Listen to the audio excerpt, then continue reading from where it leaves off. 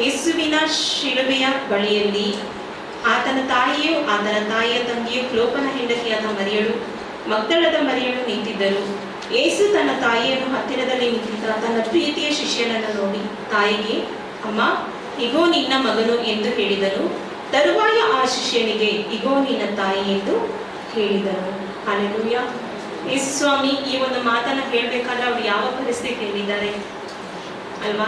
ಅದನ್ನು ನಾವು ಫಸ್ಟ್ ಅರ್ಥ ಮಾಡ್ಕೊಬೇಕು. ಎಂಥ ಒಂದು ಕಷ್ಟದ ಪರಿಸ್ಥಿತಿಯಲ್ಲಿ ಇನ್ನೊಬ್ಬರಿಗೆ ಒಳ್ಳೆಯದನ್ನು ಬಯಸುವಂಥದ್ದೇ ನಿಜವಾದ ಪ್ರೀತಿ. ಅಲ್ಲಿ ನನ್ನ ಯೇಸು ಸ್ವಾಮಿ, ಅದರಿಂದಲೇ ದೇವರ ವಾಕ್ಯ ನಮಗೆ ಹೇಳುತ್ತದೆ, ನಿಮ್ಮ ಪ್ರೀತಿ ಬರೀ ಬಾಯಿ ಮಾತಿನಿಂದಾಗಲಿ ಜಸ್ಟ್ ಹೇಳೋದ್ರಲ್ಲಿ ಇರಬಾರ್ದು, ಅದು ಕ್ರಿಯೆಯಲ್ಲಿ ತೋರಿಸ್ಬೇಕು ಅಂತ ಅದನ್ನ ಯೇಸು ಸ್ವಾಮಿ ಶಿಲುಬೆಯಲ್ಲಿ ತೋರಿಸುತ್ತೆ. ಅವ್ರು ಆ ಮಾತನ್ನ ಹೇಳ್ಬೇಕಾದ್ರೆ ಎಂತ ಒಂದು ಪರಿಸ್ಥಿತಿ ಅಂದ್ರೆ, ಅದಕ್ಕೆ ಮೇಲ್ಪಟ್ಟ ವಾಕ್ಯಗಳನ್ನು ನೋಡ್ಬೇಕಾದ್ರೆ ತನ್ನ ಬಟ್ಟೆಗಳನ್ನು ತಮ್ಮಲ್ಲಿ ಪಾಲು ಮಾಡಿಕೊಂಡು ನನ್ನ ಅಂಗಿಗೋಸ್ಕರ ಚೀಟು ಹಾಕಿದ್ರು. ಅಂದ್ರೆ ಯೇಸು ಸ್ವಾಮಿಯ ಬಟ್ಟೆನೆಲ್ಲ ಫುಲ್ ಇದು ಮಾಡ್ತಾ ಇದ್ದಾರೆ. ಅಂತ ಪರಿಸ್ಥಿತಿಯಲ್ಲಿ ಯೇಸು ಸ್ವಾಮಿ ತನ್ನ ತಾಯಿಯ ಒಂದು ಪರಿಸ್ಥಿತಿಯನ್ನು, ಫ್ಯೂಚರ್ ಅನ್ನು ನೋಡುವಂತ ದೇವರಾಗಿದ್ದಾರೆ ನಮ್ಮ ದೇವರು. ಒಂದು ತಾಯಿಯ ಒಂದು ಪ್ರೀತಿ ಆ ಮತ್ತಾಯನು ಬರೆದ ಸುವಾರ್ತೆಯಲ್ಲಿ ನೋಡ್ಬೇಕಾದ್ರೆ ಒಬ್ಬ ಯೌವನಸ್ಥನ ಏನಾಗ್ತಾರೆ, ತೀರೋಗ್ಬಿಡ್ತಾರೆ. ಆ ತಾಯಿಯ ಗೋಳನ್ನು ನೋಡಕ್ಕಾಗದೆ ಯೇಸು ಸ್ವಾಮಿ ಆ ಚಟ್ಟದ ಬಳಿಯಲ್ಲಿ ಹೋಗಿ ನಿಂತು ಏನ್ ಮಾಡ್ತಾರೆ, ಆ ಚಟ್ಟದ ಮೇಲೆ ಕೈಯನ್ನಿಟ್ಟು ಆ ಯೌವನಸ್ಥನನ್ನು ಬದುಕಿಸಿ ತನ್ನ ತಾಯಿಗೆ ಕೊಡ್ತಾರೆ. ಇದೇ ಮಾತನ್ನೇ ಅಲ್ಲಿ ಹೇಳ್ತಾರೆ, ಅಮ್ಮ ತಗೋ ನಿನ್ ಮಗನಂತ ವಾಪಸ್ ಕೊಡ್ತಾ ಇದ್ದಾರೆ. ಇಲ್ಲಿ ನೋಡಿದ್ರೆ ತನ್ನ ಬೆಳೆಸಿದಂತ ತಾಯಿಯ ಪ್ರೀತಿಯನ್ನು ಇದು ಮಾಡಬಾರ್ದು ಅಂತ ಅಂದ್ರೆ ಅವ್ರನ್ನ ಒಬ್ಬಟ್ಟಿಗರಾಗಿ ಬಿಡೋದು ದೇವರಿಗೆ ಇಷ್ಟ ಇಲ್ಲ ಅಲ್ವಾ? ನಮ್ಮ ದೇವರು ಯಾವಾಗ್ಲೂ ಏನಂದ್ರೆ ನಮ್ಮ ಫ್ಯೂಚರ್ ಅನ್ನು ನೋಡುವಂತ ದೇವರಾಗಿದ್ದಾರೆ. ಅಟ್ ಪ್ರೆಸೆಂಟ್ ಮಾತ್ರನೇ ನಾವು ನೋಡೋದು. ಅದ್ರಲ್ಲಿ ನೋಡ್ಬೇಕಾದ್ರೆ ಫಸ್ಟ್ ಅಲ್ಲಿ ತನ್ನ ಪ್ರಿಯ ಸಹೋದರನಾದ ಯೋಹಾನನ್ನು ನೋಡ್ಬಿಟ್ಟು ಹೇಳ್ತಾರೆ, ಅಪ್ಪ ಏನಂತ ಹೇಳ್ತಾರೆ, ಅಮ್ಮ ಇಗೋ ನಿನ್ನ ಮಗನು ಅಂತ ಅವ್ರಿಗೆ ಒಪ್ಕೊಡ್ತಾರೆ. ಸೆಕೆಂಡ್ ಆಗಿ ಆ ಶಿಷ್ಯರಿಗೆ ಹೇಳ್ತಾರೆ, ಇಗೋ ನಿನ್ನ ತಾಯಿ ಎಂಬುದಾಗಿ. ಕನ್ನಡದಲ್ಲಿ ಹೇಳಿದೆ ಇಗೋ ಇಗೋ ಅಂತ ಮಾತ್ರ, ಬಟ್ ಇಂಗ್ಲಿಷ್ ಅಲ್ಲಿ ಹೇಳ್ತದೆ ಅಪ್ಹೋಲ್ಡ್. ಏನಂದ್ರೆ ಅಪ್ಹೋಲ್ಡ್ ಅಂದ್ರೆ ಏನಂತ, ಬಿಹೋಲ್ಡ್, ಏನಂದ್ರೆ ಗಟ್ಟಿಯಾಗಿ ಹಿಡ್ಕೋ, ಇನ್ಮೇಲೆ ಇವರೇ ನಿನ್ಗೆ ತಾಯಿ, ಇನ್ಮೇಲೆ ಇವರೇ ನಿನ್ಗೆ ಮಗ ಅಲ್ವಾ?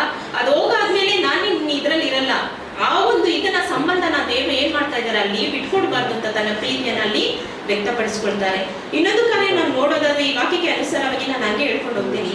ಲೂಕನ ಮತ್ತಾಯನ ಬರೆದ ಸುವಾರ್ತೆ 12ನೇ ಅಧ್ಯಾಯದಲ್ಲಿ 48ನೇ ವಾಕ್ಯದಲ್ಲಿ ಯೇಸು ಸ್ವಾಮಿ ತನ್ನ ಶಿಷ್ಯರಿಗೆ ವಾಕ್ಯ ಸಾರ್ತಾ ಇರ್ತಾರೆ. ಸಾರ್ತಾ ಇರ್ಬೇಕಾದ್ರೆ ಒಬ್ಬ ಶಿಷ್ಯರು ಬಂದು ಹೇಳ್ತಾರೆ, ನಿನ್ನ ತಾಯಿನ ನೀನ್ ತಮ್ಮಂದಿರು ಆಚೆ ನಿನ್ಗೋಸ್ಕರ ವೇಟ್ ಮಾಡ್ತಾ ಇದ್ದಾರಪ್ಪ, ನಿನ್ನ ಹತ್ರ ಮಾತಾಡ್ಬೇಕು ಅಂತ ಹೇಳ್ಬೇಕಾದ್ರೆ ಯೇಸು ಸ್ವಾಮಿ ಏನ್ ಹೇಳ್ತಾರೆ, ತನ್ನ ತಂದೆಯ ಶಿಷ್ಯರ ಕಡೆಗೆ ಕೈ ತೋರಿಸಿ ಹೇಳ್ತಾರೆ, ತನ್ನ ವಾಕ್ಯದ ಪ್ರಕಾರ, ತಂದೆಯ ಚಿತ್ತದ ಪ್ರಕಾರ ಯಾರು ನಡೆಯುತ್ತಾರೋ ಅವರೇ ನನಗೆ ತಾಯಿ ತಮ್ಮನು ತಂಗಿಯೂ ಆಗ್ಬೇಕು ಎಂಬುದಾಗಿ. ಆ ರೀತಿ ಹೇಳಿದಂತ ಒಂದು ಪ್ರೀತಿಯ ದೇವರು ಈ ಶಿಲುಬೆಯ ಬಳಿ ಬರ್ಬೇಕಾದ್ರೆ ತನ್ನ ಒಂದು ತಾಯಿಯ ಪ್ರೀತಿಯನ್ನು ನೆನೆಸಿ ಏನ್ ಮಾಡ್ತಾರೆ, ತನ್ನ ಸಹೋದರನಿಗೆ ಒಪ್ಪಿಸಿಕೊಡ್ತಾರೆ. ನಾನು ಹೋದ್ಮೇಲೆ ನೀನು ಒಬ್ಬಟ್ಟಿನಾಗಿ ಇರಬಾರದು ಎಂಬುದಾಗಿ. ಅಲ್ಲಿ ದೇವರ ವಾಕ್ಯ ಹೇಳ್ತದೆ, ತರುವಾಯ ಆ ಶಿಷ್ಯನಿಗೆ ಇಗೋ ನಿನ್ನ ತಾಯಿ ಎಂದು ಹೇಳಿದನು. ಆ ಹೊತ್ತಿನಿಂದ ಆ ಶಿಷ್ಯನು ಆಕೆಯನ್ನು ತನ್ನ ಮನೆಯಲ್ಲೇ ಇರಿಸಿಕೊಂಡನು ಎಂಬುದಾಗಿ. ಈ ಒಂದು ಪರಿಸ್ಥಿತಿಯನ್ನು ನೋಡ್ಬೇಕಾದ್ರೆ ಜೋಸೆಫ್ ಇಲ್ಲ, ಅಂದ್ರೆ ಅವರು ಎಕ್ಸ್ಪೈರ್ ಆಗ್ಬಿಟ್ಟಿದ್ದಾರೆ. ಆ ಒಂದು ಇದನ್ನ ಹಿಸ್ಟ್ರಿಯನ್ನ ತೆಗೆದು ನೋಡ್ಬೇಕಾದ್ರೆ ನಿನ್ನೆ ವಾಕ್ಯದಲ್ಲಿ ಆ ರೀತಿನೇ ಬಂತು. ಆ ಒಂದು ಪರಿಸ್ಥಿತಿಯಲ್ಲಿ ಯೋಸೆಫನು ಮರಿಯಳ ಜೊತೆಯಲ್ಲಿ ಇಲ್ಲ. ಗಂಡನನ್ನು ಕಳೆದುಕೊಂಡಂತ ಒಂದು ಪರಿಸ್ಥಿತಿಯಲ್ಲಿ ತಾಯಿಗೆ ಯಾರ ಆಶ್ರಯ, ಮಗನೇ ಅಲ್ವಾ? ಅದರಿಂದಾನೆ ಇನ್ನೊಂದು ಒಂದು ಇದಕ್ಕೆ ಚಿಕ್ಕದಾಗಿ ಒಂದು ಎಕ್ಸಾಂಪಲ್ ಹೇಳ್ಬೇಕು ಅಂತ ನಾನು ಆಸೆ ಪಡ್ತೀನಿ. ಒಂದು ದಿನ ನಮ್ಮ ಮನೆ ಕೋಟ್ರಸ್ ಪಕ್ಕದಲ್ಲೇ ಒಂದು ಓನ್ ಇದೆ, ಅಲ್ಲಿ ವಾಕಿಂಗ್ ಮಾಡ್ಬೋದು. ಒಂದು ದಿನ ನಾವು ಫ್ಯಾಮಿಲಿಯಾಗಿ ಹೋಗ್ತಾ ಇರ್ಬೇಕಾದ್ರೆ ನಮ್ಮ ಡ್ಯಾನಿನ ಯಾವುದೋ ಒಂದು ಹುಡುಗ ನಮ್ಗೆ ಗೊತ್ತೇ ಇಲ್ಲ, ಕತ್ ಮೇಲೆ ಹೊಡೆದ್ಬಿಟ್ಟು ಹೋಗ್ಬಿಟ್ಟಿದ್ದಾನೆ. ಅವ್ನು ಬರ್ಬೇಕಾದ್ರೆ ಹತ್ಕೊಂಡು ಬಂದ. ಏನಂತ ಕೇಳಿದ್ರೆ ಯಾರಂತ ಗೊತ್ತಿಲ್ಲ, ಮಮ್ಮಿ ಹೊಡೆದ್ಬಿಟ್ಟ ಅಂತ. ಯಾರಂತ ಕೇಳಿದ್ರೆ ಅಲ್ಲಿ ಹೋಗ್ತಾ ಇದ್ದಾನೆ ನೋಡಿ ಅಂತ. ನಾನು ನಮ್ಮ ಮನೇಲಿ ಬೇಗ ಹಿಂದೆನೆ ಹೋದ್ವಿ, ಅವ್ನು ಯಾರಂತ ನಾವು ನೋಡ್ಲೇಬೇಕು ಅಂತ. ನೋಡಿದ್ರೆ ಅವ್ನು ಸಿಗ್ಲಿಲ್ಲ. ಅವ್ನು ಹತ್ಕೊಂಡೇ ಬಂದ. ಆ ಒಂದು ಪರಿಸ್ಥಿತಿ ಮಾತ್ರ ನಾನು ನೋಡೋಕ್ಕಾಗಲಿಲ್ಲ. ಅದಾಗಿ ಒಂದು 3 ವರ್ಷ ಆಗಿರ್ಬೋದು. ಆ ರೋಡ್ ಬರಬೇಕಾದ್ರೆಲ್ಲ ನಾನು ಅವನ್ನ ನೋಡ್ತೀನಿ, ಅವ್ನು ಯಾರಾಗಿರ್ಬೋದು, ಅವ್ನು ಏನು ಹೊಡೆದ ಅಂತ. ಲೋಕದ ರೀತಿಯಲ್ಲಿ ಇರುವಂತ ತಂದೆ ತಾಯಿಗಳೇ ಪಾಪದಿಂದ ಹುಟ್ಟಿದಂತ ಮಕ್ಕಳಾದ ನಾವೇ ಇಷ್ಟೊಂದು ಥಿಂಕ್ ಮಾಡ್ಬೇಕಾದ್ರೆ ತನ್ನ ತಾಯಿಗೆ ಯಾವ ಒಂದು ಪರಿಸ್ಥಿತಿ ಇರ್ಬೋದು. ಅಲ್ಲಿ ನೋಡ್ಬೇಕಾದ್ರೆ ಮತ್ತಾಯನ ಬರೆದ ಸುವಾರ್ತೆಯಲ್ಲಿ ಧನ್ಯಳಾದ ನೀನಂತೂ ಮರಿಯಳಿಗೆ ಎಲ್ಲರೂ ಹೇಳ್ತಾರೆ, ನಿನ್ನ ಮಗನನ್ನು ಶಿಲುಬೆಗೆ ಹಾಕ್ತಾರೆ ಅಂತ ಎಲ್ಲೂ ಮೆನ್ಷನ್ ಮಾಡಿಲ್ಲ ಅಲ್ವಾ? ಸ್ತ್ರೀಯರಲ್ಲಿ ನೀನು ಹುಟ್ಟಿದ್ಯಾ, ನಿನ್ ಮಗ ಈ ತರ ಇರ್ತಾರೆ, ಅವ್ರು ಎಷ್ಟೋ ಜನಗಳ ಪಾಪಗಳನ್ನ ಇದು ಮಾಡ್ತಾರೆ ಅಂತ ಗೊತ್ತಾಗಿರುತ್ತೆ. ಬಟ್ ತನ್ನ ತಾಯಿಗೆ ಗೊತ್ತಿಲ್ಲ, ನನ್ನ ಮಗ ಈ ರೀತಿಯಾದ ಒಂದು ಕ್ರೂರವಾದ ಒಂದು ಮರಣವನ್ನ ಅನುಭವಿಸ್ತಾನೆ ಎಂಬುದಾಗಿ ಅಲ್ವಾ? ಒಂದು ತಾಯಿಯ ಪ್ರೀತಿ ನೋಡಿ. ಅದರಿಂದಲೇ ನಾನು ನಮ್ಮ ಅಪ್ಪ ಇವರೆಲ್ಲ ಹೇಳ್ಬೇಕಾದ್ರೆ ಏನ್ ಪೇರೆಂಟ್ಸ್ ಈ ತರ ಮಾಡ್ತಾರೆ ಅಂತ ಅನ್ಕೊಂಡಿದ್ದೆ. ನಾನು ಒಂದು ತಾಯಿ ಆದ್ಮೇಲೆ ಗೊತ್ತಾಯ್ತು ತಾಯಿಯ ಶ್ರೇಷ್ಠತೆ ಏನು ಅಂತ ಅಲ್ವಾ? ಆ ಒಂದು ಸಮಯನ ಅನುಭವಿಸೋ ತನಕ ತಾಯಿಯ ಪ್ರೀತಿ ಸ್ವಲ್ಪ ಎಷ್ಟೋ ಜನಕ್ಕೆ ಗೊತ್ತಾಗಲ್ಲ. ಏನ್ ನಮ್ಮ ಅಮ್ಮ ಈ ತರ ಮಾತಾಡ್ತಾರೆ, ಏನ್ ನಮ್ ಇವ್ರು ಈ ತರ ಅಂತಾರೆ. ಬಟ್ ಆ ಪರಿಸ್ಥಿತಿಯಲ್ಲಿ ನಾವು ಹೋಗ್ತೀವಲ್ವಾ, ಅವಾಗ ಗೊತ್ತಾಗುತ್ತೆ ಆ ತಾಯಿಯ ಶ್ರೇಷ್ಠ